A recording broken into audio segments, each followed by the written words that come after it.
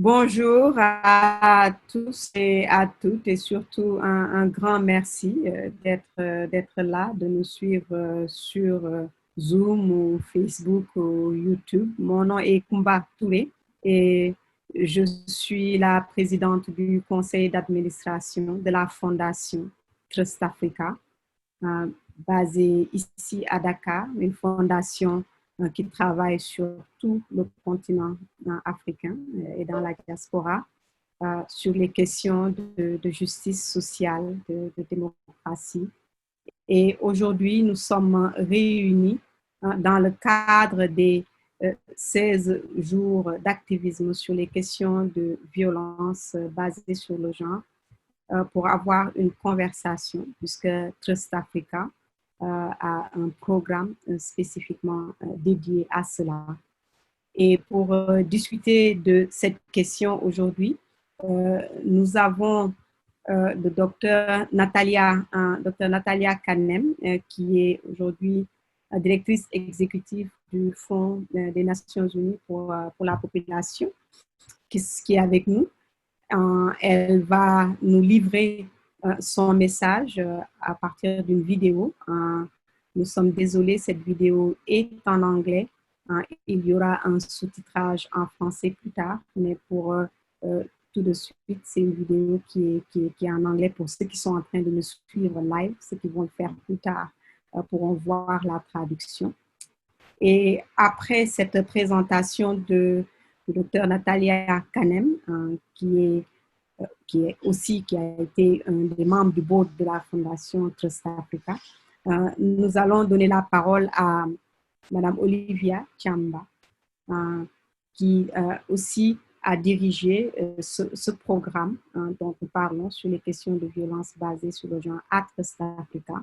Et donc, elle va nous entretenir de ce programme, de pourquoi, de comment cela s'est passé, et aussi des perspectives aussi dans le futur.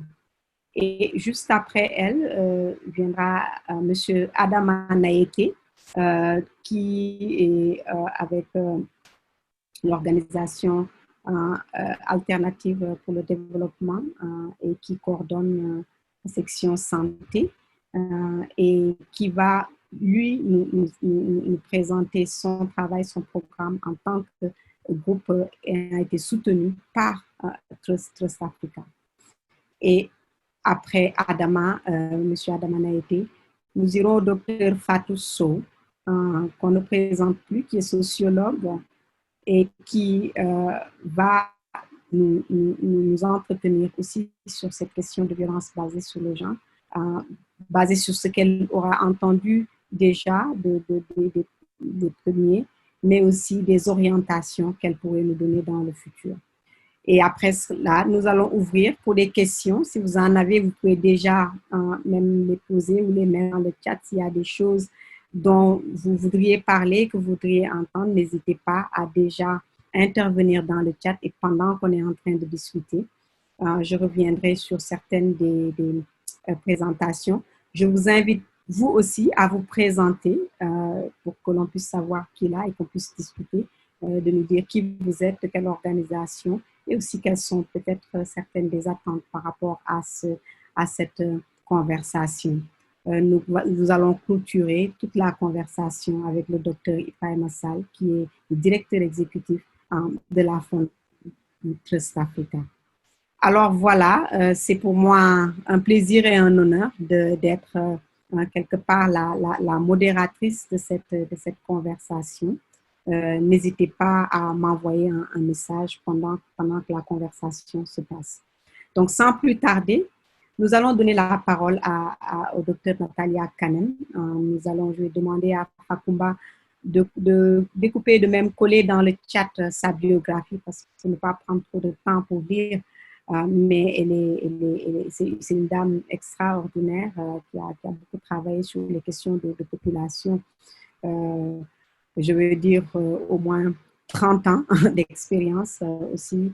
Elle est aussi médecin et elle a servi sur le board de Trust Africa. Et aujourd'hui, elle nous livre sa perspective à partir du fonds pour les Nations Unies pour la population. Donc, je vais laisser Fatoumata nous mettre la vidéo du docteur Natalia Kanem. Bonjour Trust Africa, bonjour chers collègues. 2020 a été une année exceptionnelle, mais pas de la manière qu'on l'avait espéré. Ce que nous avions prévu, c'était de faire de réels progrès dans la lutte mondiale afin de mettre fin aux violences basées sur le genre, qui est un domaine prioritaire de la plateforme de Beijing dont nous célébrons le 25e anniversaire cette année. En lieu et place, la COVID est en train d'envenimer la situation maintenant. Elle aggrave la violence existante, en particulier les inégalités entre les sexes, qui sont les causes majeures de la violence sur les femmes. Nous savons que la crise affecte les hommes et les femmes de différentes manières et ont un impact démesuré sur les groupes marginalisés, notamment chaque personne vivant dans la pauvreté extrême. Et la crise a déjà eu des conséquences désastreuses sur les femmes et va certainement accroître la violence. Depuis le début de la COVID, l'UNFPA, l'Agence des Nations Unies pour la santé de la reproduction, a tiré sur la sonnette d'alarme. Nous nous attendions à avoir des millions de cas supplémentaires de cas de violence basés sur le genre, de grossesses non désirées et qui font reculer tous ces efforts durant ces décennies pour mettre fin au mariage d'enfants et à l'excision. Malheureusement, nos évaluations ont montré que chaque 3 mois de confinement, il y a 15 millions de cas additionnels de violences basées sur le genre, y compris des meurtres qui se sont avérés. Maintenant que les écoles sont fermées, les filles sont devenues accessibles aux violences telles que l'excision. Nous allons avoir des millions de cas de mariage d'enfants et d'excision si nous croisons les bras. Mais ceci ne doit pas arriver nécessairement. L'UNFPA et tout le système des Nations Unies travaillent en collaboration afin d'aider les femmes à prévenir la violence. Nous faisons appel aux hommes pour qu'ils mènent ce combat, mais il faut que chacun y mette du sien pour que le système sanitaire soit opérationnel afin de protéger les droits et la dignité des femmes et de faire de la paix une réalité chez elles. En Afrique, les femmes représentent plus de la moitié de la population et méritent un avenir plus sûr, plus prospère pour elles-mêmes et leurs familles. Ainsi, Trust Africa a su démontrer la corrélation entre le genre et l'inégalité économique. J'espère que vous allez faire tout ce qui est en votre pouvoir, comme j'essaie de mon côté, de garantir à chaque fille de 10 ans dans ce continent africain un avenir meilleur et qu'elle soit rassurée de sa valeur personnelle et de son mérite et qu'elle sache qu'elle n'est pas une marchandise à donner en mariage ni une domestique occasionnelle, mais que c'est une actrice du développement. C'est l'Afrique que nous voulons et c'est certainement ce que les objectifs de développement durable recommandent pour 2030. Merci, ce fut un plaisir d'être avec vous. Merci beaucoup, au Dr Natalia Kanem, pour cette introduction qui donne une vue générale sur les questions de violence basées sur le genre, particulièrement en cette période de COVID-19. J'allais dire, cette accélération ou en tout cas cette plus grande incidence de ces violences due à certains endroits au fait que les gens ne pouvaient plus bouger beaucoup, les gens étaient ensemble dans les familles, dans les maisons, mais aussi il y a tout le stress, des pertes d'emploi, des difficultés, etc., qui déjà exacerbent des choses qui existaient déjà. Merci beaucoup. Alors, sans plus tarder, si vous avez des questions, si vous avez des réactions par rapport à la présentation du Dr Natalia Kanem, n'hésitez pas. Je ne vais pas revenir totalement dessus puisque ce sera traduit. Mais je vais passer la parole à Olivia Kiomba. Je l'ai dit tout à l'heure, elle a dirigé à Trust Africa ce programme. Elle est une activiste aussi, quelqu'un qui a beaucoup travaillé dans le domaine des droits humains en général et avec différentes organisations. Et Olivia est peut-être la meilleure personne à nous parler du programme de Trust Africa sur ces questions de violence basées sur le genre. en quoi ça consiste exactement, pourquoi ce programme, comment ça s'est déroulé, peut-être quelques exemples pour qu'on comprenne exactement, mais aussi ce qu'on attend dans le futur, qu'est-ce qu'on veut voir avec ce programme. Olivia, vous avez la parole. Merci beaucoup. Merci beaucoup, Kumba, de me passer la parole. Je remercie déjà l'ensemble des panélistes de leur disponibilité, mais aussi les participants qui se joignent à nous pour cette conversation, pour cet échange. Donc, comme Kumba l'a rappelé au début de son propos, Trust Africa est une fondation panafricaine et l'objectif en fait de notre fondation, de cette fondation, est de pouvoir faire progresser les questions de justice, de démocratie et aussi de développement équitable sur le continent. Et inévitablement, la question du droit des femmes et de l'égalité des genres, de genre est au cœur des préoccupations et des actions de Trust Africa. Cela s'est fait de manière transversale dans le cadre des nombreux projets mis en place par la Fondation, mais aussi de manière plus spécifique à travers des projets axés sur les questions des droits des femmes et aussi sur les questions de violence basées sur le genre. Donc, au cours de ces dernières décennies, en fait, environ une dizaine d'années, les efforts de Trust Africa pour renforcer les droits des femmes et aussi mettre fin à la violence à l'égard des femmes et des filles a été ancré sur plusieurs aspects, notamment la question du renforcement des capacités des organisations de la société civile, en investissement massivement dans les initiatives locales. Mais au-delà de cela, la Fondation a aussi travaillé en matière de plaidoyer pour réduire les violences à l'égard des femmes, spécifiquement en essayant d'élargir la participation politique des femmes. Ça a été fait dès 2009 dans le cadre d'un projet qui a couvert en fait l'ensemble des pays de l'Afrique francophone.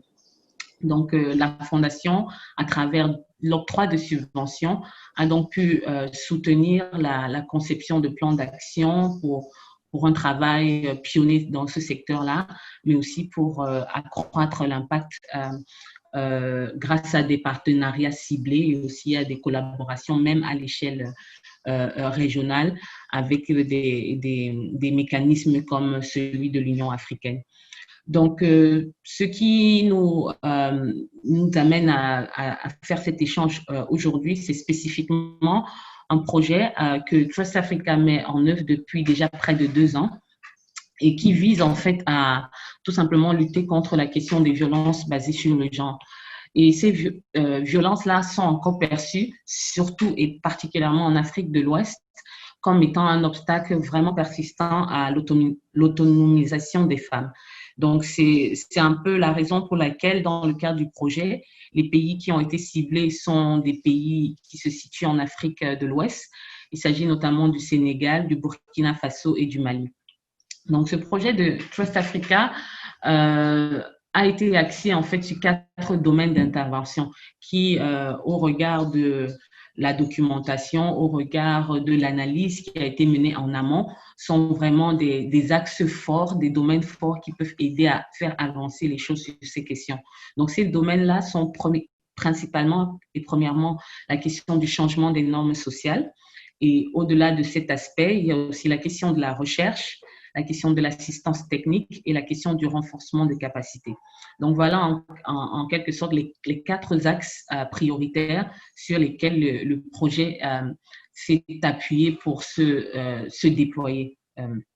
Donc l'idée étant vraiment de trouver le moyen en fait de placer la question du changement des normes sociales au centre même de l'alphabétisation juridique des victimes, des communautés, de mettre au cœur encore de ce travail-là la question de la sensibilisation des populations, mais aussi la question du dialogue communautaire et l'engagement direct même des gardiens des us et coutumes qui sont entre autres les responsables culturels et religieux.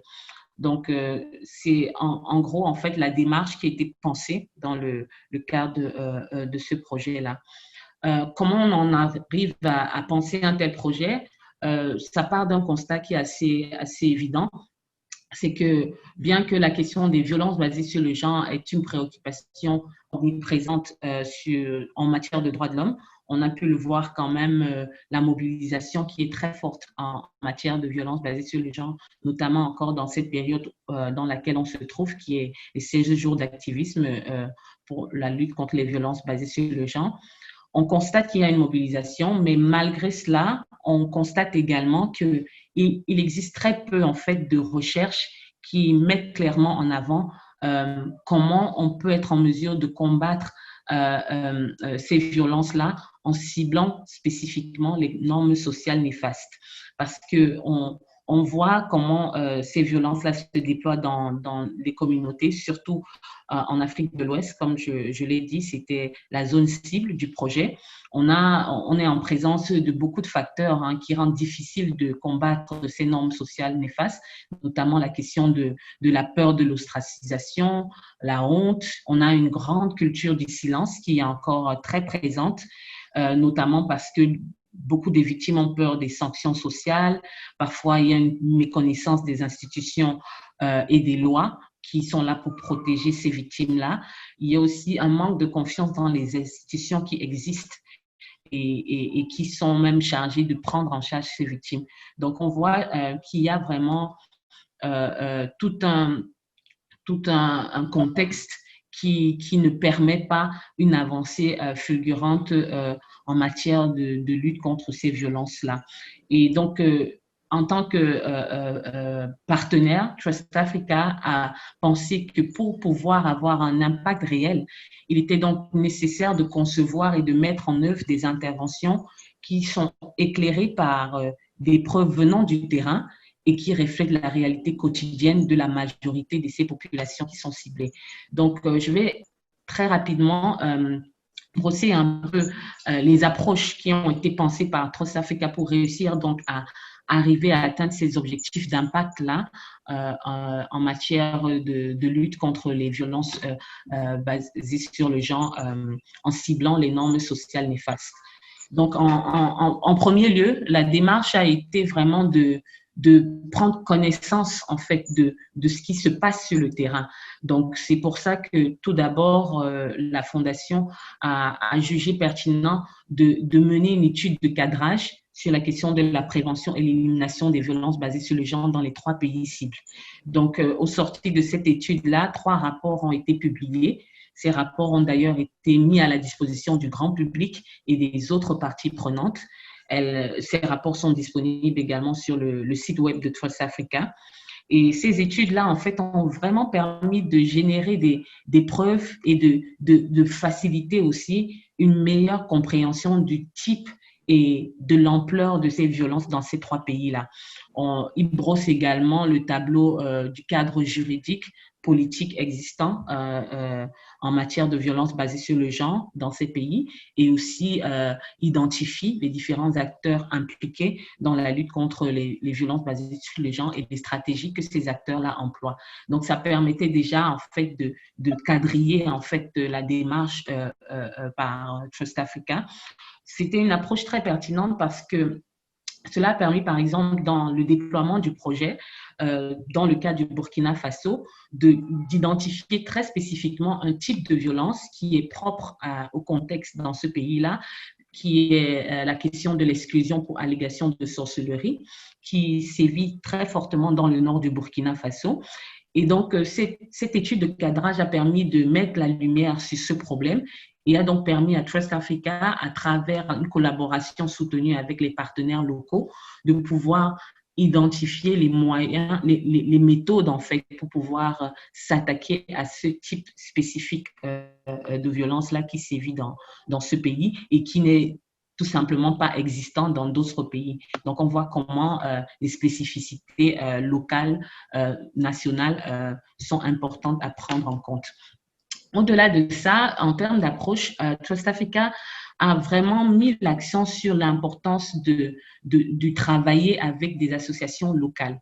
Donc, on a pu le constater dans le propos de la représentante de UNFPA, mais aussi de manière générale, on sait que les organisations font face à des défis en matière de financement pour pouvoir mettre en œuvre les actions pertinentes pour éradiquer les violences basées sur le genre. Et donc, l'approche de la Fondation était de dire, ces organisations locales connaissent mieux que quiconque les méthodes pour vraiment cibler les victimes, cibler les communautés et faire avancer les mentalités dans ce domaine. Et il est important que l'on puisse travailler avec elles. Donc, par exemple, sur les 18 subventions qui ont été accordées dans le cadre du projet, on en a plus de 15 qui ont été accordés à des associations et des organisations locales qui étaient des premiers récipiendaires de subventions avec Trust Africa.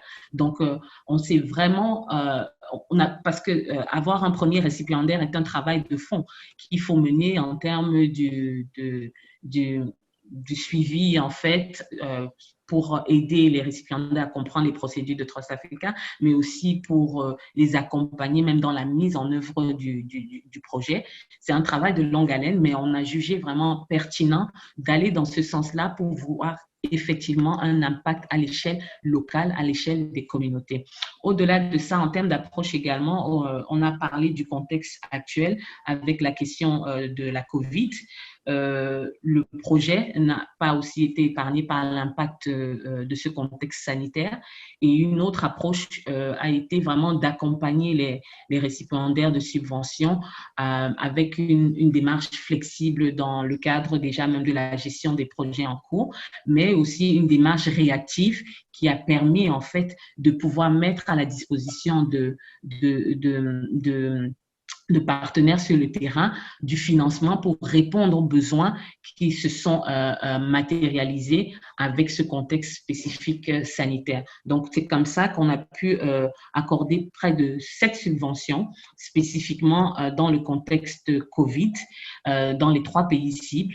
Et dans le cadre de ces subventions-là, des organisations telles que, par exemple, Alphadef au Sénégal, ont pu mettre en œuvre des actions, une recherche-action participative qui a amené les communautés à vraiment penser aux différentes formes de violence qui ont vu le jour en fait dans le cadre de cette pandémie, et à travers une cartographie qui a été faite, ils ont pu maintenant mettre en œuvre une campagne d'information, de communication qui a aidé vraiment les populations à lutter contre ce fléau des VBG spécifiquement dans le contexte de la pandémie. Donc je vais d'abord m'arrêter là. L'idée était pour moi vraiment de brosser un peu de manière ramassée les approches qui ont été pensées dans le cadre de ce projet, avec aussi l'objectif de donner à tout un chacun dans cet échange la vision qui était celle de l'organisation de Trust Africa dans le cadre de la mise en œuvre de ce projet. Je pourrais revenir un peu plus tard pour parler des perspectives qui sont envisageables pour davantage d'impact relativement à ce projet et de manière générale sur les questions des violences basées sur le genre. Merci beaucoup.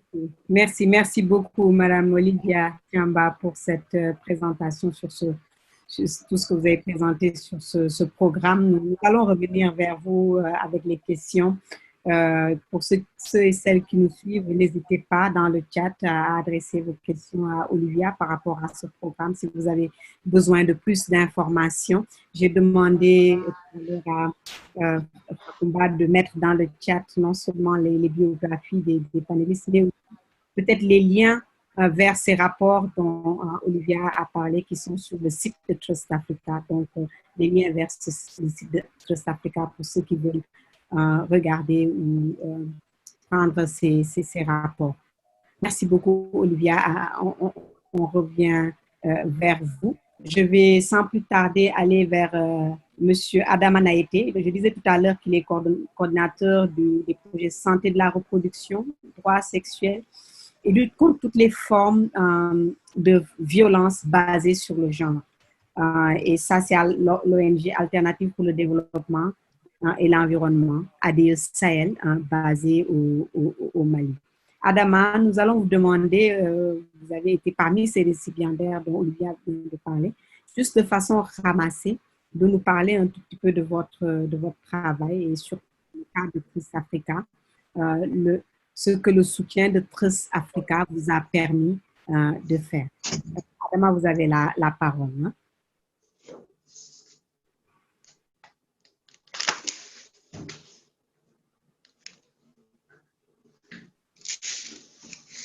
La parole est à M. Adama Naïté. Je sais que vous êtes un peu déconnecté à un moment donné. Je ne sais pas si vous nous entendez. C'est à votre tour de présenter votre travail et particulièrement ce que le soutien de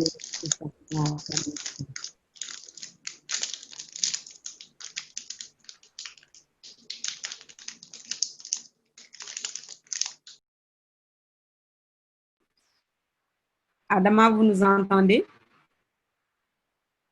J'ai l'impression qu'il ne nous entend pas bien. Peut-être lui envoyer un petit message, si possible. Il est présent, mais j'ai l'impression que c'est la connexion. Il ne nous entend pas.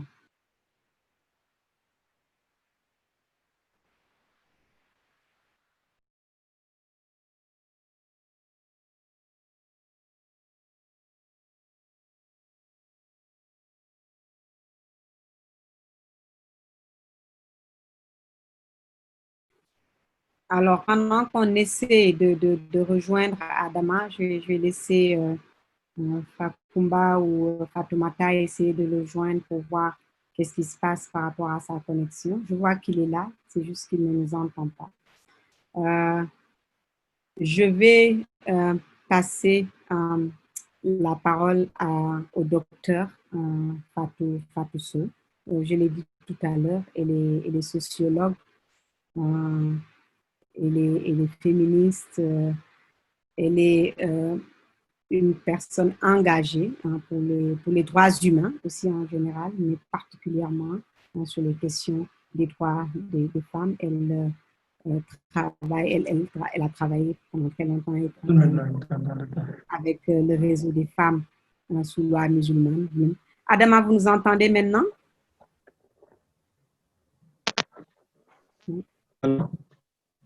Vous m'entendez? Oui, nous vous entendons. J'avais essayé de vous donner la parole. Si ça ne marche pas, je vais passer la parole au docteur Fatou Sow. Ouais, je pense qu'on l'a complètement perdu là. D'accord. Alors, je disais donc que nous allons donner la parole au docteur Fatou Sow. Vous avez entendu là ce que le docteur Natalia Kanem a présenté, mais aussi la présentation de Olivia Tiamba sur le programme de Trust Africa. Et nous voulions aussi avoir entendre votre voix, quelques commentaires de votre part dans cette conversation sur la question des violences basées sur le genre. Docteur Fatou Sow, vous avez la parole. D'accord, je vous remercie. Bon, je suis désolée d'être dans le noir, hein, mais ma vidéo marche parfaitement et puis aujourd'hui, paf, elle est en panne. Merci beaucoup, Olivia, pour votre présentation, qui est très importante, hein, parce que c'est un thème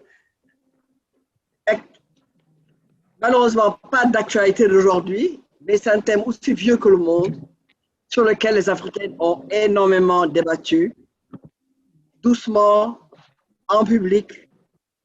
Alors, j'aimerais peut-être dire quand même 2 ou 3 choses, hein, parce que, au fond, la question n'est pas neuve. Quand vous dites on manque de recherche, on n'a pas tellement étudié les normes sociales, Olivia, nous avons fait ça pendant 40 ans. La première, vous savez, en Casamance, quand une femme est battue sur son mari, 1 fois, 2 fois, 3 fois, la 4e fois, toutes les femmes du village se retrouvent, prennent le gars, je ne veux pas l'appeler autrement, l'emmènent dans le bois sacré, on lui inflige une correction et il ressort. Ça, c'est une manière de résister contre les violences faites aux femmes. Et même à un niveau plus féministe, si on veut dire. Quand Yehui, en 1981, en 82, Awacham avant, en 1981, ont eu des conférences principalement axées autour de la violence faite aux femmes. Quand vous parlez du Burkina, sur la timidité, si on a pu abolir les mutations génitales féminines en 1999, 15 ans avant, les Burkinabés, les Maliennes à la traîne, les Sénégalaises qui se demandaient mais qu'est-ce que c'est parce que au Sénégal, on existe très peu, sauf dans certaines régions. On a ce débat. Je suis désolée, mais je ne peux pas laisser dire qu'il n'y a pas eu beaucoup de recherches, que c'était timide. Il y a eu un certain nombre d'événements qui sont passés, qui ont fait qu'aujourd'hui, on a peut-être un recul sur la manière de poser la question. Mais toutes les associations de lutte, ALVF, c'est un sigle de Dakar au Cameroun. Alors, je ne sais pas comment... Alors, avec cette connexion, nous perdons Fatou Sow alors qu'on aurait vraiment voulu entendre ce qu'elle a à nous dire. Et je ne suis pas sûre qu'Adama soit toujours connecté. Je suis connecté, vous m'entendez? D'accord, là on vous entend très bien. Donc, Fatou Sow, je reviens vers vous. Je vais donner la parole à Adama le temps que votre connexion revienne. Est-ce que tu m'entends ou tu n'entends pas? Oui, là on t'entend. Et tu venais juste dire qu'il y avait eu beaucoup de travail, Voilà, du travail qui a été fait. En 2000, j'ai publié avec Kondubop et Fatou Sousa et une amie de l'île Maurice qui après a travaillé au Conestria sur les violences à l'encontre des femmes. Donc c'est un sujet dont on parle depuis longtemps, avec des manières d'aborder. Mais on ne va pas à l'extrême. Parce que l'avortement reste un sujet tabou. L'homosexualité féminine reste un sujet tabou. Les transgenres restent un sujet tabou. Et c'est d'autant plus tabou qu'on a aujourd'hui une chape de plomb culturelle et religieuse qui tombe sur les sociétés. Et ça, c'est une grande question. On a tous les fondamentalismes culturels. Vous êtes moderne, mais si vous êtes moderne, alors vous n'êtes pas africaine. Vous mettez en question les valeurs culturelles. Et très peu d'Africaines en ce moment, où on est Black Feminism, African Feminism, contre la colonisation, remettre en question la culture africaine est une étape extrêmement difficile qui pèse sur les luttes avancées des femmes. Parce que les valeurs culturelles, c'est comme s'il y avait un bouquet de fleurs qui est là, il est pourri, mais on ne va pas y toucher parce que c'est nous. Et on a bien sûr des fondamentalismes religieux. Alors ça va des fondamentalismes religieux musulmans que tu connais le mieux, parce que je suis musulmane moi-même et c'est ce qui pèse comme chape de plomb. Bon, on a l'Église catholique ne fait pas mieux parce qu'elle ne veut entendre parler ni du port du condom, ni de l'homosexualité, ni de l'avortement, pas même du divorce, même s'ils ferment un peu les yeux. On a toutes les églises évangélistes qui sont des églises totalement conservatrices, qui de l'église de Trump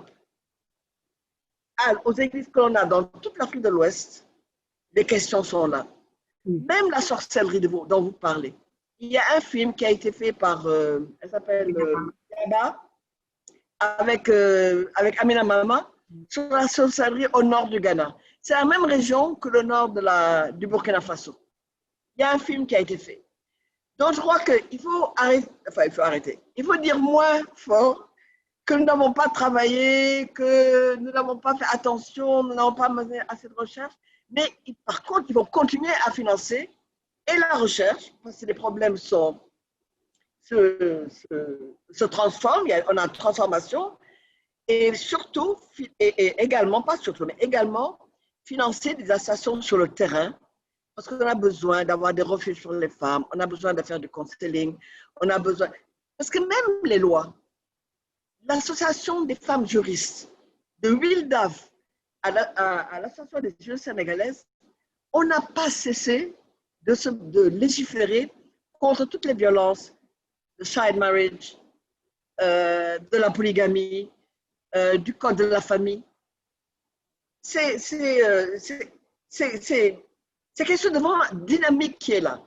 C'est dynamique, mais plus on est dynamique, plus les hommes sociaux se renforcent. Parce qu'en plus, et ça c'est un point qu'on ne fait pas assez, nous avons des gouvernements totalement pourris qui pourrissent toutes les démocraties. Contre les femmes, contre les jeunes gens, contre la société, contre les élites. On n'arrive pas à avoir d'élections transparentes. Ils cherchent un troisième, quatrième mandat. On a une situation politique tellement corrompue qu'il est difficile pour les femmes de venir avec leur plateau en disant « bon, voilà ce que je veux ». On a besoin de leur dire, il y a la pandémie, il y a le Covid, avant il y avait Ebola, avant ça il y avait le sida. Donc c'est un contexte beaucoup plus complexe. Je disais, Olivia, mais il faut que je vous le dise, comme ça peut ouvrir le débat. Ce n'est pas une agression, hein? Oui, mais, Dr Fatou. Oui, Dr Fatou, je veux revenir à toi. Maintenant qu'on a attrapé Adama et que sa connexion marche, j'aimerais au moins qu'il nous présente son programme et je reviendrai. Je sais que tu as encore plus à dire. Dans le chat, je vois quelqu'un qui dit qu'on a encore besoin de beaucoup. Il y a un manque de statistiques aujourd'hui dans le contexte africain et que souvent les recherches sont sectorielles et qu'il n'y a pas assez de statistiques sur les violences basées sur le genre. Mais on reviendra sur ça. Alors, Adama, parle-nous de votre travail au sein de Alternatives pour le développement et l'environnement et particulièrement cette partie que vous gérez et qui a travaillé avec la Fondation Trust Africa sur les questions de violence basées sur le genre. Adama, il faut ouvrir le micro pour qu'on puisse vous entendre. J'espère qu'on ne vous a pas reperdu. Il semble ne pas nous entendre quand il n'est pas directement connecté. Il y a un souci. Hein? Et c'est reparti.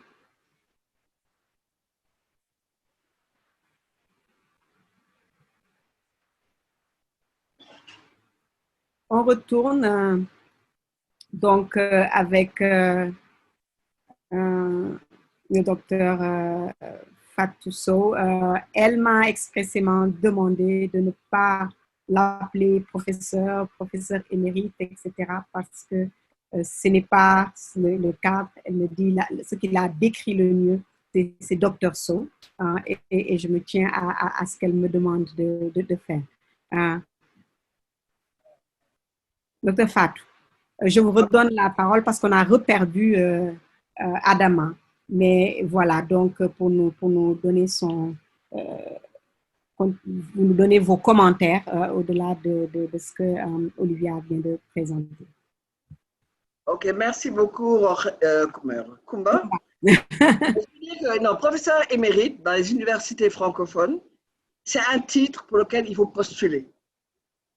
Moi, je suis à la retraite, je n'avais pas postulé pour être émérite, mais je traîne sur les campus universitaires. C'est-à-dire qu'une fois que j'ai dit ça, c'est vrai, c'est vrai sans doute qu'on a besoin de fortifier la recherche. Fortifier la recherche, ce n'est pas seulement la recherche menée par les chercheurs dans les instituts, c'est obliger l'État à aider ces institutions de statistique à mesurer les violences. Parce que moi, comme chercheur, si je fais une étude en violence, je vais le faire à Gateway ou bien à Saint-Louis. Je ne peux pas avoir l'ensemble du volume de violence sur l'ensemble du territoire sénégalais et encore moins sur l'ensemble de l'Afrique de l'Ouest et sur l'ensemble de l'Afrique. Donc, je pense qu'il faut non seulement permettre aux chercheurs d'aller plus sur le terrain, de pouvoir faire plus d'études qualitatives et quantitatives, mais pousser les institutions à inclure dans leurs données ces études, soit comme thème, soit comme sous-thème dans les recensements ou dans les études qui sont menées. Alors peut-être deux choses que j'aimerais pouvoir dire, hein, c'est... Allô? Oh, oui. Ah, je crois que M. Naïté est là. Voilà, Oui. je crois qu'il est là. Je suis là, je suis revenu. Voilà. Donc, On va bonjour, parler. Kumba, Mata, Olivia, chers participants à cette conférence. Vous m'entendez? Oui, très Je bien. suis Adama Naïté, coordinateur du projet et contribution à l'amélioration des normes sociales en matière d'égalité des sexes des communautés rurales de Chio et Soukura dans la région de Mopti. Au nom de mon directeur et tous les staffs de l'ONG, je vous remercie de nous avoir invités à intégrer ce panel important à plus d'un titre car il consiste à la période de 16 jours d'activisme dans le monde consacré au plaidoyer en faveur de la lutte contre toutes les formes de violence faites aux femmes. Chers partenaires, permettez-moi de vous transmettre les sincères félicitations des communautés et collectivités de la région de Mopti, 5e région administrative du Mali, très satisfaite du financement de la première phase pilote du projet Contribution à l'amélioration des normes sociales en matière d'égalité des sexes des communautés rurales de Chio et Soukura dans la région de Mopti. Ce projet a permis, dans une approche holistique, à impliquer toutes les parties prenantes, États, collectivités, organisations des femmes et communautés, dans la conception, la mise en œuvre et l'évaluation des activités dans les zones d'intervention. Les impacts ont été le fruit de l'approche communautaire développée par l'ONG AD Sahel à travers la réponse locale, dont un des principes est la responsabilisation de la communauté à prendre en main les questions concernant leur développement socio-économique et culturel. En vous rappelant les règles d'or de la réponse locale, qui sont la mobilisation communautaire, l'essence d'idées et la prise en charge des décisions concertées pour toute action de développement local. Je voudrais partager, permettez-moi, chers participants, chers partenaires, de vous partager avec vous quelques cas de succès engagés dans la première phase pilote ci-dessus, issue de notre France collaboration. Il s'agit entre autres la mise en place des comités communaux fonctionnels de lutte contre les VBG, l'élaboration des plans d'action de lutte contre les VBG dans les communes d'intervention, la signature de l'engagement communautaire en faveur de l'abandon des PTN, pratiques traditionnelles d'INFAS, par les chefs de village d'intervention du projet. La signature de la convention communautaire d'abandon du mariage d'enfants par des villages de la commune de Soukura.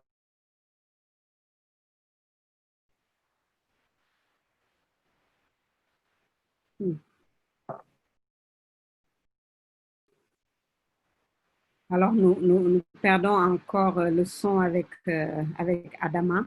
Peut-être il va falloir qu'il enlève sa vidéo pour avoir une plus grande bande passante là-bas et pouvoir parler sans être coupé. On va lui suggérer ça dans le chat, d'enlever sa vidéo et on revient à lui. Mais Olivia, toi, tu connais un peu le programme hein, de Adama.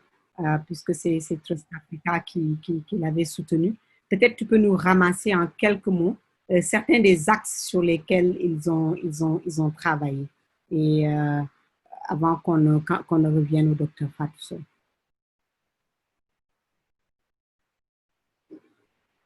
Olivia.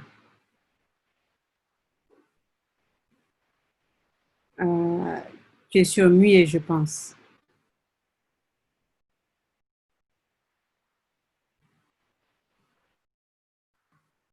Olivia Chamba.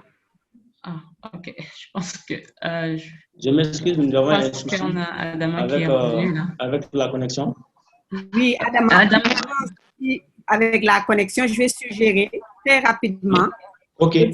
Donc, des actions. Voilà les actions. Voilà. Donc, les histoires de succès. Et peut-être éteindre ta caméra pour avoir une meilleure connexion. C'est une suggestion, oui. Oui, éteindre la caméra.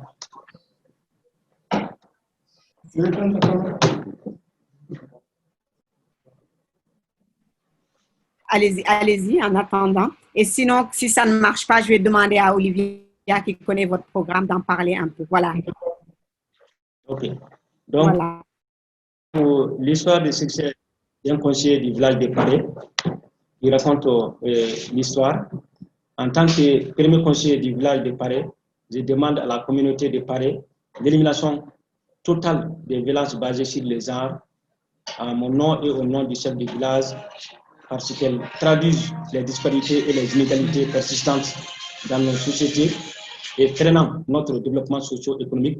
En plus de ces raisons, elles marginalisent les femmes et les empêchent de participer aux prises de décisions pour le développement local. Du coup, les privent de tous les droits d'égalité et d'équité en faveur des hommes. J'encourage les partenaires AD Sahel et Stress Africa de continuer les activités puisqu'il est opportun et même nécessaire eu égard aux résultats probants engagés sur le terrain par la mise en œuvre de ce projet dont la pérennisation mérite d'être ficelée pour que l'égalité des sexes puisse être mise en évidence de façon durable par les hommes et les femmes dans leurs pratiques sociales au sein de la communauté. Le témoignage du chef de village de Sokura. L'appui du projet a permis d'améliorer les connaissances des cibles et communautés à travers les séances de visite à domicile, le renforcement des connaissances des acteurs concernés, les émissions radiophoniques, les conférences débats, les manifestations théâtrales et dialogues intercommunautaires, etc. Chef de village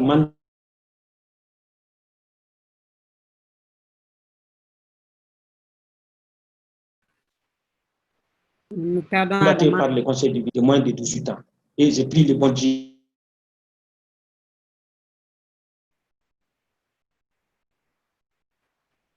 de me pardonner.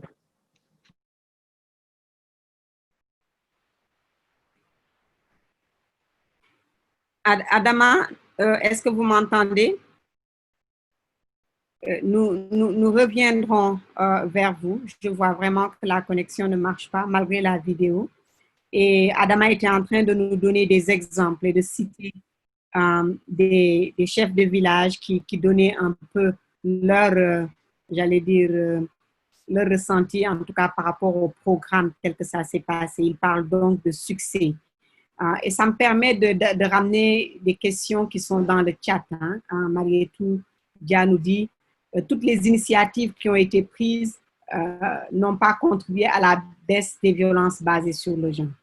C'est elle qui parle aussi du manque de statistiques qui est réel, etc. Donc, et tout à l'heure, Dr. Fatou Sow disait il y a eu beaucoup de choses qui ont été faites, mais ce n'est pas comme si c'est un chemin droit où on avance. Il y a des avancées, il y a des moments où ça recule.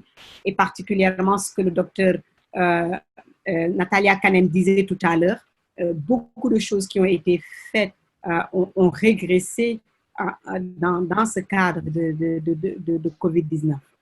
Donc, Olivia, si tu as quelques mots, des choses que tu voudrais vraiment souligner par rapport au programme d'Adama, mais aussi peut-être d'autres programmes que Trust Africa a soutenu, pour montrer un peu ce que ce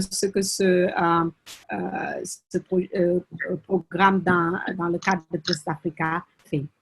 Olivia, vous avez la parole. Juste quelques minutes et peut-être parler aussi en même temps des perspectives de ce programme. Qu'est-ce qu'on veut faire dans le futur? De quel type de soutien, d'aide avons-nous besoin? Quels sont les partenaires, les personnes que nous invitons à la table? Olivia. D'accord. Merci beaucoup, Kumba, de me repasser la parole. Donc, je pense que ce que Adama a mis en avant dans le cadre de son partage, c'était vraiment le fait que ce projet a été un réel succès du fait de l'implication de tous les acteurs à l'échelle locale. Comme il l'a expliqué, vraiment la démarche principale a été celle-là d'impliquer chacun des acteurs dans l'élaboration et même plus tard dans la mise en œuvre du projet.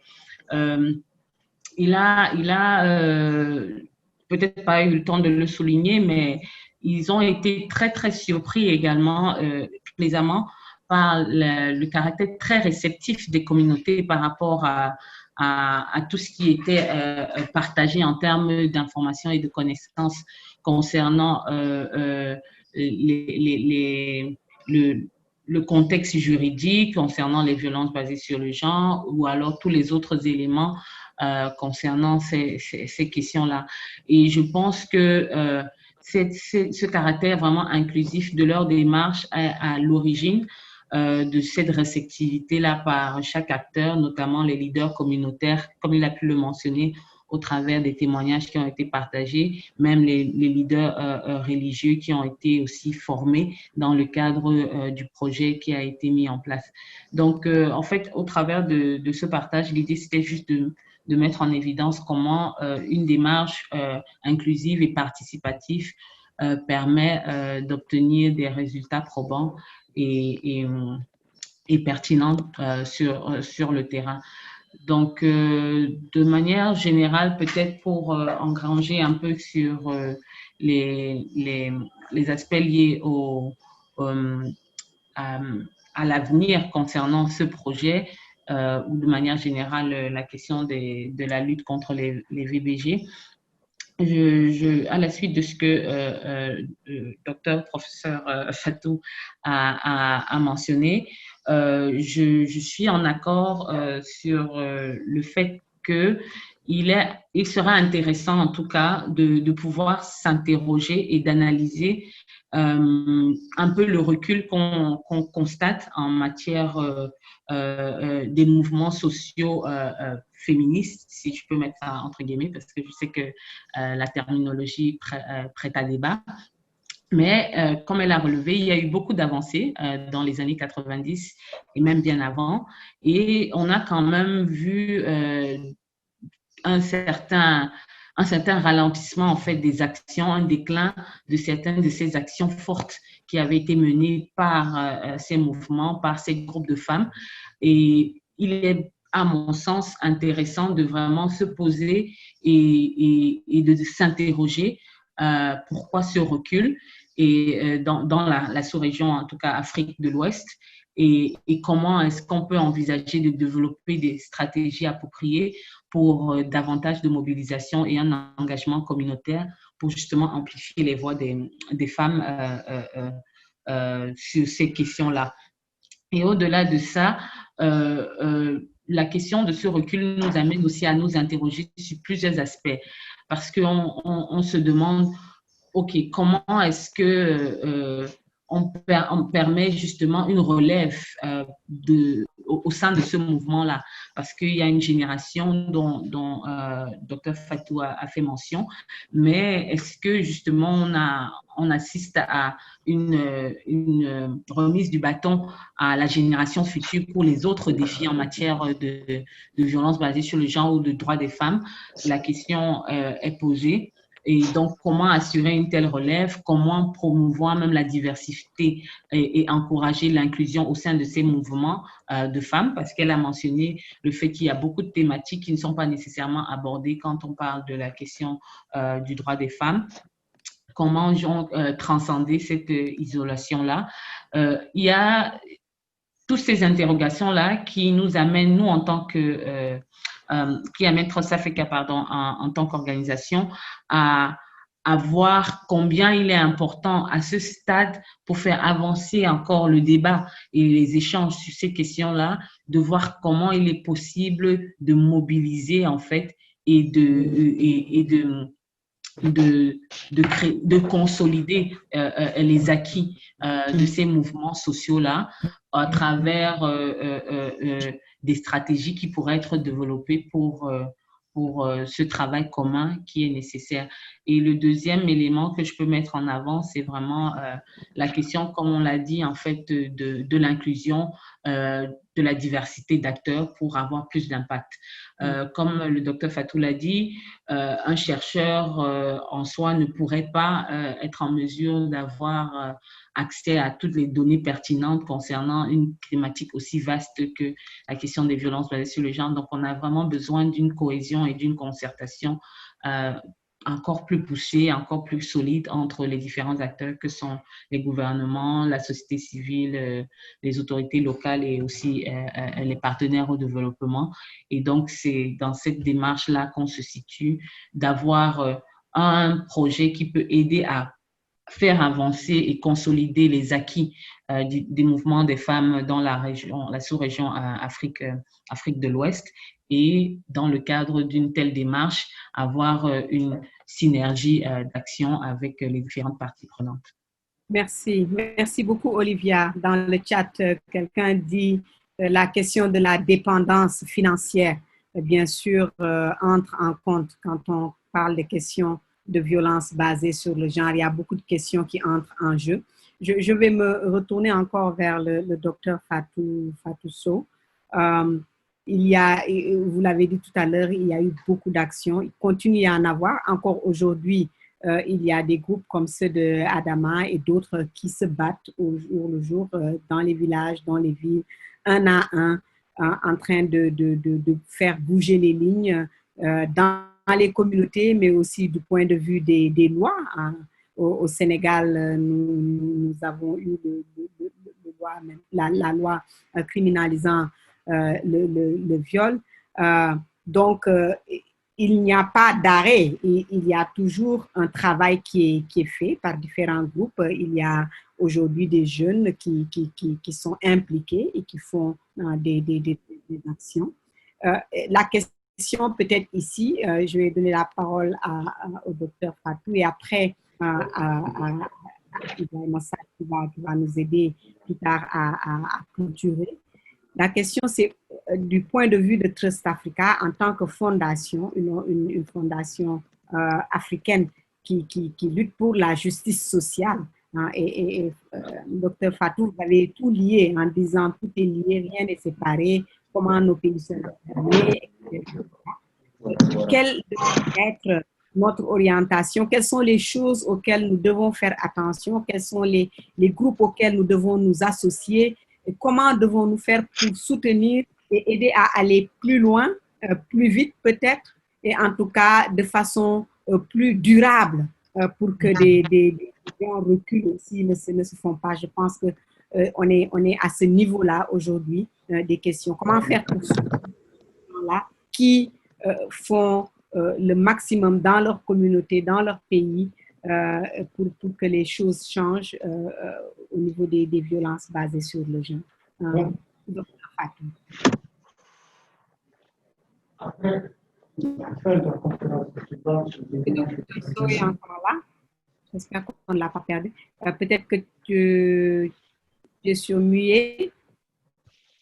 Il va falloir enlever le muet. Docteur Sow. Voilà. Il y a deux points, à mon avis, qui sont importants. D'abord, je crois, quand on dit, bon, il faut remettre le bâton aux plus jeunes générations, le bâton, nous l'avons avalé.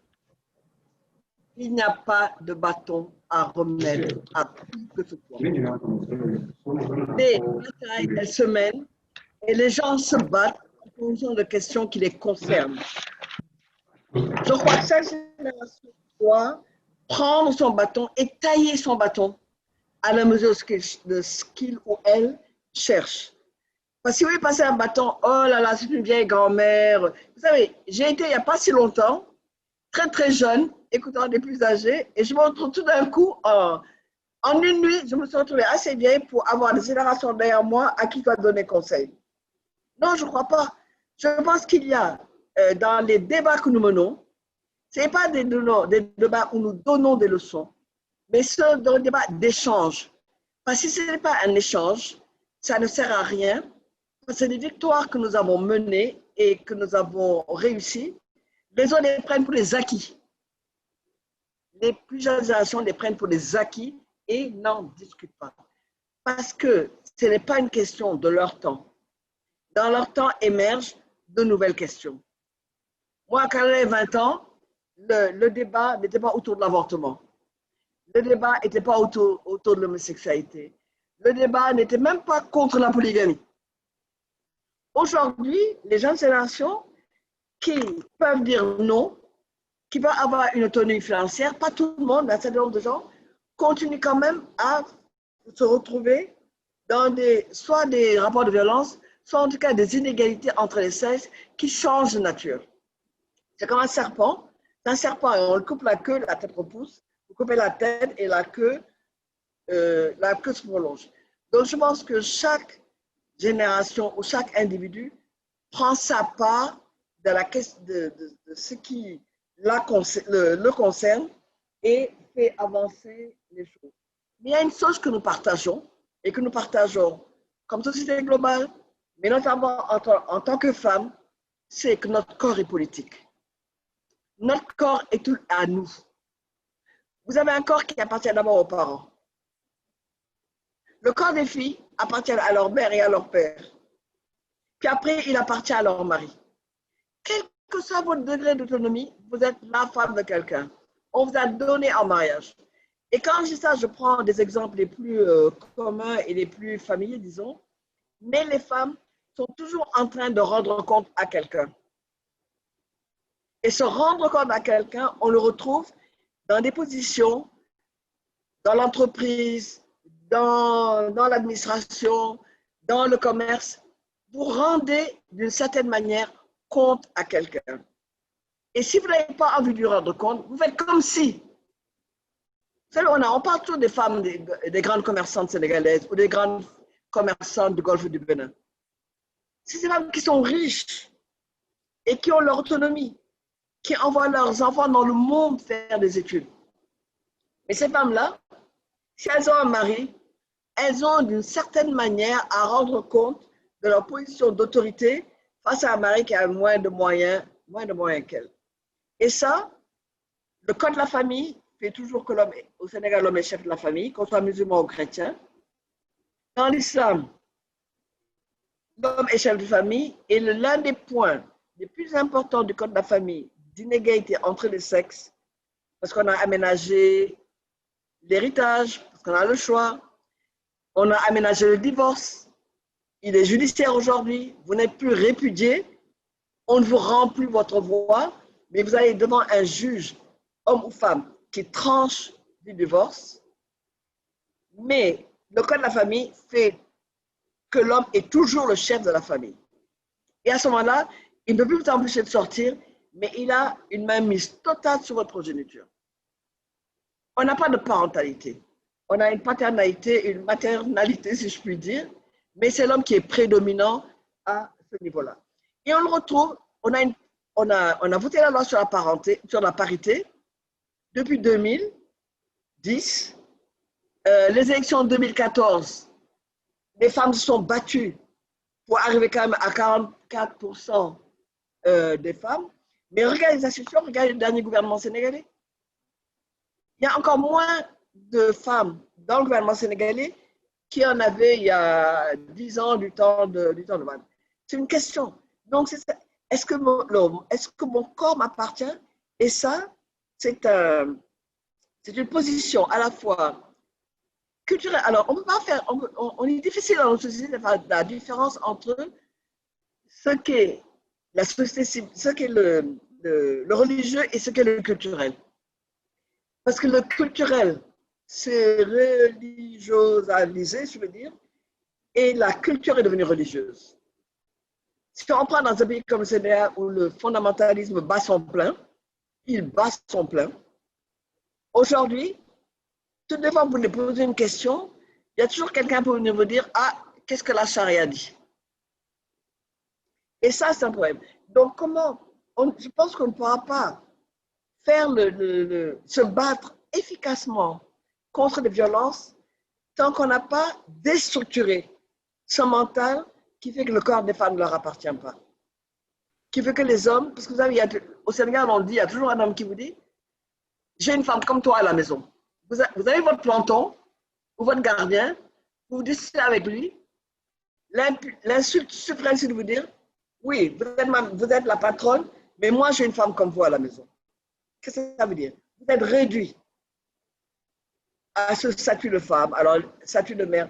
Et je pense que idéologiquement et ontologiquement, on a quand même tout un débat autour de la maternité, du matriarcat, de la maternité, dont nous ne voulons pas discuter parce que nous pensons que c'est ça qui fait notre position de force. Cette position de force, elle présente des fissures. Hein. Elle présente des fissures parce que la maternité n'a jamais conduit aucune femme au pouvoir, mais elle a conduit ses fils au pouvoir. Donc ça, c'est un principe de base. Et ça, je pense que de génération en génération, il faut le creuser.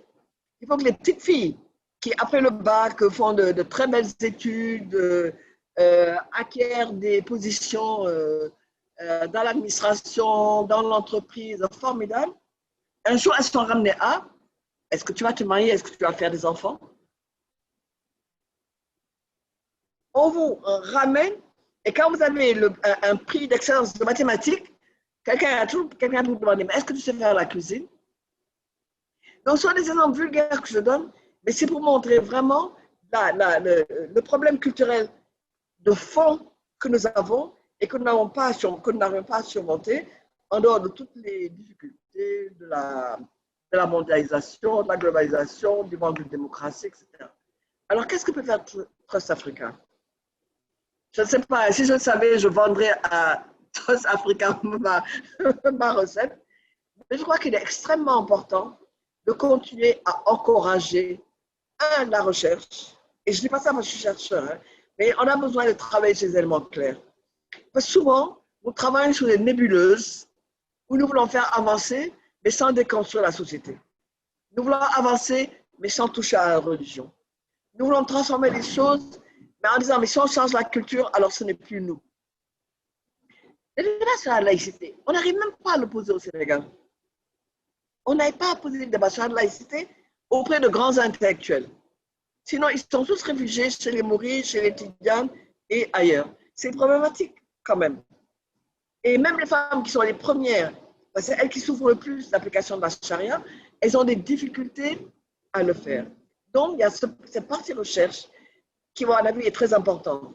Mais il faut que ce soit une action, c'est-à-dire qu'il faut que les organisations sur le terrain puissent travailler avec une meilleure compréhension des obstacles que ces associations rencontrent sur le terrain. Parce que si vous allez sur le terrain et menez des actions, vous cautérisez juste une plaie, mais la plaie reste en dessous. Si vous ne savez pas où est la plaie et qu'est-ce qui occasionne la plaie, pourquoi ça ne guérit pas? Et ça, vous ne pouvez pas le faire. Vous avez ça le nez dans tous ces obstacles, mais c'est difficile de prendre une position contre. Ces hommes vous diront non, ne faites pas. Et puis votre père vous dira, et puis votre marabout, ou votre curé, ou votre paroisse, ou votre mosquée, ou votre daïra. Il y a tout un ensemble d'obstacles qui sont là, qui font que même les jeunes, après avoir été très dynamiques, à un moment, se laissent emporter dans le long fleuve tranquille qu'est la résistance au changement. Donc, Trust Africa, continuer à faire travailler ces associations, continuer à leur permettre de mieux comprendre leurs actions et de mieux les mener. Voilà. Merci beaucoup, Dr. Fatou. Nous avons bien entendu, non seulement soutenir la recherche, continuer à soutenir ces organisations et ces associations sur le terrain et prendre en compte tous ces différents points dont vous parlez, puisque tout est lié. Merci beaucoup. Si vous avez des questions, n'hésitez pas à les mettre. On va peut-être le temps d'en prendre quelques-uns, mais je vais demander au directeur exécutif de Trust Africa, Ibrahim Sall, qui a écouté toute la conversation depuis le début, ce que Natalia a dit, Olivia, Adama, on n'a pas pu beaucoup l'entendre, mais quand même, on a compris le travail sur le terrain et les exemples qu'il était en train de donner, mais aussi tous ces points critiques que le docteur Fatou Sow relève, qu'on ne peut pas nier. Docteur Ibrahim Sall. Ibrahim Sall, je le représente. Il est directeur exécutif de la Fondation Trust Africa. Vous l'avez, certains d'entre vous l'avez connu en tant que directeur exécutif aussi de Codestria, avant cela. Aussi un grand défenseur des droits humains, un panafricaniste et un féministe sur ce continent. Ibrahim. Merci beaucoup, Kumba. Merci à tous les intervenants. Merci à Natalia qui nous a fait une excellente intervention au début. Elle est très occupée, donc c'est très bien qu'il ait pu prendre le temps de nous livrer ce message court mais extrêmement fort qui a posé beaucoup de problèmes d'une manière très, très précise. Olivia, merci. Merci à Adama qu'on a malheureusement pu entendre beaucoup. Et merci au professeur Fatou Sow. Moi, j'insiste, je l'appelle professeur Fatou Sow. Je l'ai connu comme... Moi, j'écoutais quand on me parle. Elle m'a interdit, elle m'a dit, tu m'appelles... moi, je ne peux pas. Elle ne peut pas m'interdire. Moi, je l'ai connu jeune chercheur. Elle était professeure. Je l'ai vu encadrer des thèses et des thèses de temps. Et sur toutes ces questions-là. Donc, moi, j'ai du mal à l'appeler juste docteur, quoi. Professeur Fatou Sow. Et néanmoins, ma grande sœur aussi. Et merci infiniment pour la clarté du propos et la pertinence du propos. Et je pense que la sagesse également, quoi. Il y a une longue vue en fait, que tu apportes à ce débat, qui est informé par des années de recherche, des années de pratique, et des années de lutte, et des années de réflexion. Et je pense que c'est extrêmement heureux qu'on puisse t'avoir sur ces panels-là et d'apporter les éclairages que tu nous as apportés. En fait, ces problèmes, c'est vrai que, comme Fatou l'a dit fort bien, ce n'est pas un problème nouveau. Le problème existe depuis très, très longtemps. Il existe, là, il prend beaucoup de formes, plusieurs formes selon les moments et selon les contextes. Et je pense que l'une des raisons pour lesquelles on l'aborde aujourd'hui, c'est aussi parce que c'était un peu le thème donc, de ces 16 jours d'activisme qui sont des occasions pour justement revenir sur ces fléaux, qui est le fléau de la violence faite aux femmes et aux jeunes filles, violence basée sur le genre, et justement pour attirer l'attention du monde des décideurs mais également de tout le monde concerné, et également renouveler notre engagement justement pour pouvoir faire quelque chose par rapport à ces problèmes. Alors, il se trouve que cette année, les jours sont célébrés dans le contexte de la COVID-19, une pandémie qui a aggravé les choses à tout point de vue. Je pense que Nathalie l'a dit, deux intervenants l'ont dit. Il y a une escalation, une aggravation de la violence domestique, il y a une aggravation de la violence basée sur le genre, les viols, les mariages forcés, tout ça, on en a vu beaucoup et ça a augmenté. Il y a des rapports des Nations Unies, sur le site de ONU Femmes, on trouve beaucoup de documents. Il y a un rapport du secrétaire général des Nations Unies. Il y a un rapport, il y a plusieurs documents qui montrent effectivement, avec chiffres à l'appui, que le problème est devenu plus grave avec la COVID. Mais également avec la réponse à la pandémie. On a fermé les écoles, on a fermé les universités, on a fermé les établissements publics. Les gens ne vont plus travailler à certains lieux, ils restent à la maison. Les jeunes filles ne vont plus à l'école comme les jeunes garçons. Mais ça a des conséquences. Et les conséquences, je pense que c'est Natalia qui a dit ça, sont inégales par rapport aux femmes comparées aux hommes. Et les conséquences sont beaucoup plus dures par rapport aux vulnérables et aux pauvres de manière générale. Parmi les pauvres, les femmes sont encore plus touchées. Et c'est ça qui fait que ça a été très, très important. On a constaté une augmentation de la violence physique. On a eu une augmentation de la violence sexuelle, de l'exploitation sexuelle également. Tout ça a augmenté avec le COVID-19. Augmentation des jeunes filles qui se marient, parce qu'à la réouverture des écoles, il y a beaucoup qui ne sont pas retournés parmi les jeunes filles là. Et déjà il y avait un risque et un décalage entre les deux. Mais il y a beaucoup de jeunes filles qui, soit parce qu'ils ont subi des agressions sexuelles ou le viol, soit parce qu'on leur a donné un mariage, soit parce que les parents ont considéré que ce n'est plus la peine de les faire retourner à l'école. Et je pense que c'est quelque chose qu'il faut tenir en considération. Et les études du programme que Olivier a mené ont commencé avant, en tout cas ont été planifiées et ont commencé avant la pandémie. Et l'arrivée de la pandémie a fait émerger de nouvelles questions également, justement. Et certaines des grandes, comme elle l'a fort bien dit dans son intervention, ont servi justement à répondre, à appuyer des associations qui luttent justement contre cette aggravation de la violence basée sur le genre. Et alors, je pense que tout ça, c'est important, surtout quand on commence à réfléchir maintenant à qu'est-ce qui va arriver dans la période actuelle. Tout le monde souhaite que la pandémie s'arrête et que l'on retourne à une vie dite plus normale, quoi. Et la vie dite qui était considérée comme normale et comme tout ce qu'on a vu là n'était pas normale, parce que c'était une vie qui était déséquilibrée à tout point de vue et qui était basée sur un abus extraordinaire, justement, des droits et de la dignité de la femme et de leur corps et tout ça, quoi. Donc, si on doit retourner à une situation, on ne retourne pas à cette situation antérieure, on doit aspirer à aller de l'avant, donc à sortir de cette crise qui est sanitaire, mais également de la crise économique et sociale qui ont accompagné la crise de la pandémie, pour évoluer vers un monde meilleur, un monde qui serait beaucoup plus juste, dans lequel qui serait aussi beaucoup moins violent. Et les deux processus doivent être liés. Et dans ça, une des autres initiatives que Trust Africa a lancées, c'est une initiative qui cherche à appuyer les communautés les plus vulnérables, justement les plus pauvres, en fait, au fond, parce qu'elle déjà a été plus vulnérable par rapport à la pandémie quand elle est arrivée. Et l'impact de la pandémie sur elle a été plus important.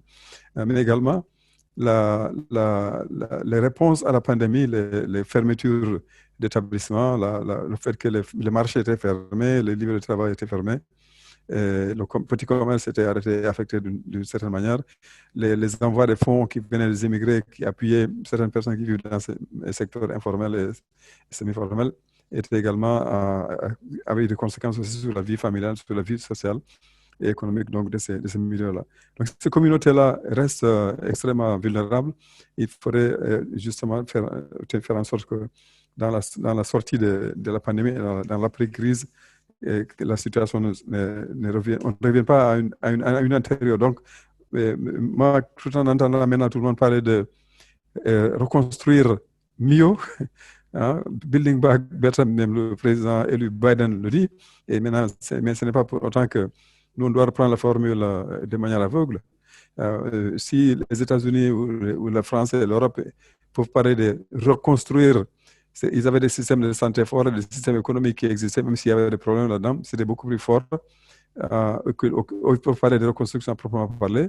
Les nôtres étaient délabrés à tout point de vue. C'est pour ça que les gens étaient inquiets quand on a dit que la pandémie vient en Afrique, et tout le monde disait, y compris jusqu'au niveau de l'OMS, que quand la pandémie arrivera en Afrique, les gens vont mourir par millions. Bon, même si ce n'est pas parce que ça ne s'est pas réalisé comme prophétie que les raisons pour lesquelles ces inquiétudes ont existé, ont disparu. Les raisons sont là. Les conditions de santé restent toujours précaires. Et que donc, notre problème, c'est non seulement donc d'avoir un système de santé et des systèmes d'éducation qui sont mieux structurés, mais également qui évoluer vers des systèmes qui sont beaucoup meilleurs à tout point de vue. Donc, je pense que certaines choses qui ont été mentionnées là, Olivier dans son intervention, parlant de normes sociales, et la peur et tout ça là. Et c'est vrai qu'il y a eu beaucoup d'études, et je pense que Fatou a raison de le souligner. Il y a eu des études qui ont été faites dans beaucoup de cadres. Donc, on en sait assez pour savoir que le problème, il est réel et il est massif. Il est réel, il est massif et il est pernicieux, et il faut faire quelque chose, quoi. Donc ça, on en a assez. Et ça a été fait par des études recherche universitaire ordinaire. Ça a été documenté par les associations et les mouvements sociaux, le mouvement des femmes en particulier. Et ça a été documenté dans des films. Le film que Fatou a mentionné, Les sorcières de Gambaga, le film d'Amina Mama, The Witches of Gambaga, c'est un extraordinaire film. Il y a des études qui ont montré qu'au niveau du Burkina Faso, il y a des communautés avec plus de 1000 personnes, des femmes accusées de sorcellerie, et qui sont ostracisés, exclus, qui vivent littéralement dans l'horreur, quoi. En dehors de ça, il y a eu des cas plus récents en Gambie où il n'y a jamais un prétendant pouvoir soigner sa sorcellerie. Ça n'est plus aussi à des hommes et des femmes, mais surtout aussi à des femmes qui ont été victimes. Donc, je pense qu'il faut reconnaître qu'en fait, on en sait assez. Et que le problème, il existe, il y a des problèmes à tous les niveaux. Dans nos cultures et dans les religions, je pense que ça, c'était très fortement souligné. Il faudrait qu'on sache y faire face, quoi. Il faut qu'on sache y faire face. Il y a une chose qui m'a frappé dans ce que Fatou disait, c'est quand il a dit que d'abord, il y a des mécanismes de lutte dans les sociétés, où il y a des moyens de correction de ça, là. L'exemple du bois sacré en Casamance, où les gens, ils prennent les hommes qui sont réputés battre souvent leurs femmes et les amènent dans le bois sacré et les corrigent. Ça, je crois qu'il faudrait le dire très fort pour que les gens sachent que, évidemment, c'est inacceptable. Et c'est inacceptable d'autres points de vue également. Et je pense qu'il faudrait que ça se fasse plus ouvertement et que ces moyens aussi soient connus. C'est aussi à ça que la recherche doit nous servir. Les moyens de lutte contre cette violence-là, les moyens de résistance qui existent, qu'on les fasse connaître mieux, Pas comme ça a été dit, de transmettre le bâton. Et ça aussi, c'est un autre point fort que j'ai retenu de l'intervention de Fatou. Il n'y a pas de bâton à transmettre. Pour moi, c'est une grande leçon. Il n'y a pas de bâton à transmettre. C'est vrai que ça a été dit autrement. Depuis Fanon, qui a dit que c'est à chaque génération de découvrir les défis de son temps et trouver la réponse qu'il faut, ou ne pas faire face aux défis et puis donc abandonner ses responsabilités. C'est une manière de dire que finalement, c'est à chaque génération à faire face aux problèmes qui lui sont posés, quoi. Mais souvent, on raisonne en termes de oui, bon, il y a une génération, on a lutté, et bien nous, on laisse aux jeunes générations continuer la lutte, et on prend un peu la retraite, en quelque sorte. Mais effectivement, les moyens de lutte changent avec le contexte, avec les nouveaux problèmes qui sont posés. Et ça, également, la recherche devrait permettre de découvrir quels sont les problèmes du moment. Et c'est aussi pas seulement par la recherche, mais par une recherche collective, des dialogues, des échanges, que les gens arriveront à savoir justement, se rendre compte de quels sont vraiment les défis ou les formes que les défis prennent dans leur contexte. Surtout ces défis de violences contre les femmes. J'ai retenu beaucoup de choses qui ont été dites également concernant la femme, le corps de la femme, le statut de la femme dans la société, y compris les femmes qui sont même économiquement dans une situation beaucoup plus sûre. J'ai discuté avec une amie récemment qui me dit que, vous savez, on ne peut pas se rendre compte à quel point on est vulnérable. Même les gens qui sont aisés économiquement quand elles sont femmes, que nos sociétés ont des formes de cruauté qui sont extraordinaires. Et elle parlait d'une expérience personnelle. Et c'est quelqu'un qui a tous les moyens économiques, mais qui s'est retrouvée subitement vulnérable parce qu'elle vit une condition particulière et qui l'a exposée à des formes de vulnérabilité qu'elle ne pouvait jamais imaginer pouvaient lui arriver, quoi. Et donc, il y a des choses effectivement auxquelles il faut qu'on sache faire face dans nos sociétés. Et il y a des choses à régler. Et ça, c'est au niveau de l'héritage que ça se pose, au niveau du statut dans les familles. C'est à plusieurs niveaux. Et je pense que le contrôle politique et le contrôle social sur les femmes se joue. Et il faudrait qu'on sache y faire face.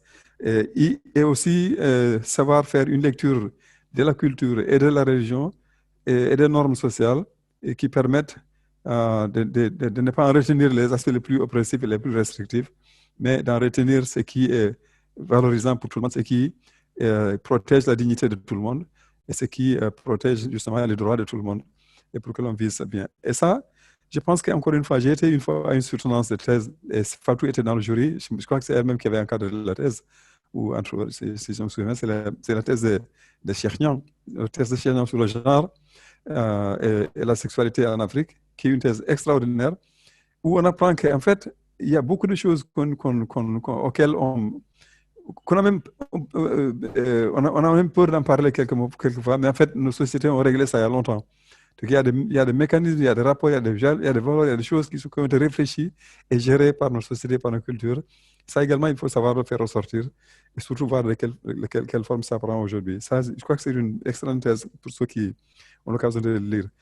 Alors, je pense que j'ai retenu ce qui a été dit par rapport à Trust Africa. Effectivement, il nous revient de continuer la lutte. On n'a pas le choix. Je pense qu'on n'a pas le choix. Il faut qu'on continue à lutter pour un monde meilleur. Il faut qu'on continue à lutter pour mettre fin à toutes ces pratiques horribles qui touchent toutes les femmes, qui touchent toutes les couches sociales.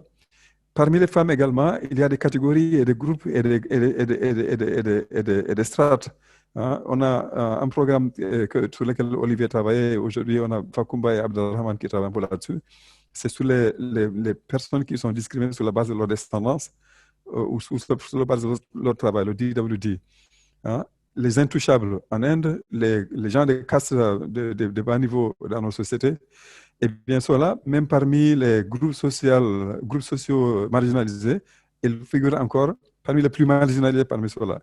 Donc il y a des niveaux et des layers, comme on dit, et il faudrait laisser personne. Si les Nations Unies, parlant des objectifs du millénaire du développement, des objectifs du développement durable plutôt, disent que le slogan c'est de ne laisser plus personne en rade, personne en dehors de ça là, eh bien, il faudrait qu'on sache regarder parmi nous, effectivement, même là où il y a des problèmes, il y a encore des gens qui souffrent beaucoup plus que ceux qu'on voit en fait d'habitude.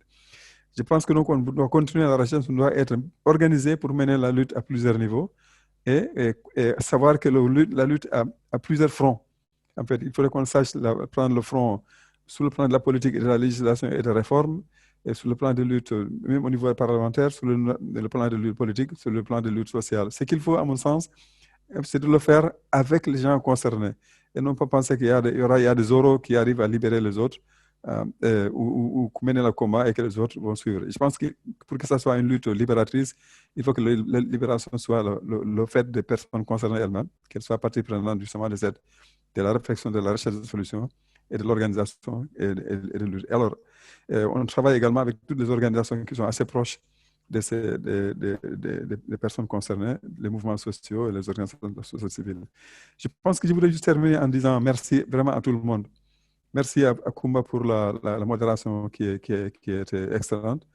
Merci à professeur Fatou Sow pour la sagesse du propos et la pertinence du propos. Merci à Olivia et à Adama et à tous les participants qui nous suivent, qui ont participé à cette époque, qui ont contribué au chat ou qui ont voulu intervenir. On remercie Dr Natalia Kanem, évidemment, pour son excellente intervention. C'est une alliée, c'est un soutien extraordinaire à tous les Africains. Et je voudrais également profiter de l'occasion pour remercier le Foundation for a Just Society, qui est la fondation qui finance spécifiquement ces recherches qu'on a menées sur la violence basée sur le genre, Foundation for a Just Society, et toutes les organisations partenaires avec lesquelles nous avons travaillé au Burkina, au Mali, au Sénégal et ailleurs. Et sur la communication, Abdurrahman et Fatoumata et Fakumba ont beaucoup travaillé. Et tous les collègues derrière les scènes, comme on dit, behind the scenes, qui ont aidé à préparer ces panels-là. Nous, on retient vraiment ça comme une expérience qu'il va falloir continuer. Et j'espère que après la pandémie, on va devoir pouvoir multiplier les formes d'intervention et les formes de dialogue, engager les actions multiformes et les dialogues multiformes à plusieurs niveaux. Et juste une dernière chose sur la culture, la société, la religion, tous les mots que Fatou a cités. La laïcité, vous savez, il y a tout un débat, une réforme de la Constitution qui a été torpillée en Gambie. Et l'un des termes qui ont été utilisés, et on a su après qu'en fait, pour un certain nombre de gens, c'était un prétexte, c'est justement la question de la laïcité. Parce que les gens ont dit que oui. On a vu Yahya Jammeh qui avait décrété que le Gambie était un État islamique. À un moment donné, si on n'écrit pas ça dans la Constitution, eh bien, il y a le risque à ce que ça puisse se refaire. Alors que ceux qui ont été opposés à l'utilisation du terme de la laïcité ont dit qu'ils ont pris tout le contenu de ce qu'il y a là-dedans, ils ont mis ça dedans. Mais en fait, au fond, il y a d'autres débats, d'autres enjeux, en fait, qui sont liés à ces problèmes de constitution nouvelle là. Mais je crois qu'il y a une clarification à faire, un dépoussiérage du concept et qu'on comprenne vraiment. Il ne s'agit que d'organiser en fait les relations sociales et avoir des bases solides qui permettent à ce que les gens différents sur le plan de leur religion, de leur culture, qu'ils puissent vivre ensemble. Je pense qu'il y a un entendement à avoir de cette notion de laïcité. Moi, j'ai écrit à l'époque pendant le débat et en argumentant que c'est bon de maintenir le concept dans la Constitution même. D'autres l'opinion contraire a prévalu, ça n'a pas été retenu, mais tout a été mis avec des articles et très très forts qu'on ne pouvait pas modifier juste par une réforme au niveau de l'Assemblée pour protéger justement le caractère dans la réalité séculière en fait de l'État, mais ça n'a pas suffi. Mais c'est juste pour dire qu'on a beaucoup d'enjeux, beaucoup de problèmes à gérer. Mais celui-ci, là, le problème de la violence, là, c'est un problème qui est un problème existentiel pour beaucoup de gens. C'est juste une question de vie et de mort pour trop de gens pour que l'on puisse continuer à le traiter à la légère. Donc, merci encore une fois à tous et merci pour votre attention. Merci beaucoup, Dr Ibrahima Sall, pour ces points-là. Vraiment, vous nous avez aidé à rassembler l'essentiel de cette conversation. Moi, je dirais que c'est un début de conversation. J'aimerais continuer à inviter le docteur Fatou Sow et d'autres personnes à continuer à aider à soutenir Trust Africa dans cette réflexion et à renforcer ce programme. Olivia, merci pour tout le travail que tu as déjà fait sur ce programme. et nous savons qu'il y a encore plus à faire et que nous avons besoin de plus de soutien, de plus de gens qui s'impliquent dans ce programme, y compris les chercheurs, les différents bailleurs de fonds, les communautés. Et je pense que c'est une conversation que nous devons continuer. Ibrahima, je serais vraiment prête à ce qu'on revoie tout cela et qu'on développe ce programme pour qu'il soit beaucoup plus grand, beaucoup plus large, parce que comme tu l'as dit, c'est vraiment un besoin, c'est une question de vie ou de mort pour certaines personnes. Remercier encore une fois Dr Fatou Sow, remercier Dr Natalia Kanem, remercier les interprètes qui nous ont aidés à traduire tout ce qu'on est en train de dire vers l'anglais pour que les autres, ceux qui ne parlent pas français, puissent nous entendre cette conversation. Remercier Fakouba Gueye pour l'organisation, toutes les personnes qui sont occupées de la technique pour qu'on puisse être là et faire ce panel aujourd'hui. Ceux qui sont occupés aussi de la communication, M. Wan et tout le groupe de Trust Africa. Merci à vous tous pour cette conversation aujourd'hui, en espérant que cela nous permettra d'aller encore plus loin et d'apporter notre petite pierre pour changer les choses sur les questions de violence basée sur le genre. Monsieur Adama Naïté, vraiment toutes mes excuses. Encore une fois, un grand merci pour tout le travail que vous faites sur le terrain et toutes nos excuses avec les difficultés de connexion. Merci pour le poème que vous avez partagé. Je dirais même de le partager peut-être aussi sur le mail pour que tout le monde puisse l'avoir, ceux qui se sont inscrits au Zoom. Merci à vous tous et à très, très bientôt pour plus sur cette question-là. À Trust Africa. Restez en contact, suivez-nous sur les réseaux sociaux, sur notre site web, entrez en contact avec nous sur ces questions de violence basée sur le genre. Merci beaucoup encore. Merci bien, Kumba. Allez, à très bientôt. À bientôt. Au revoir tout le monde. Ouais.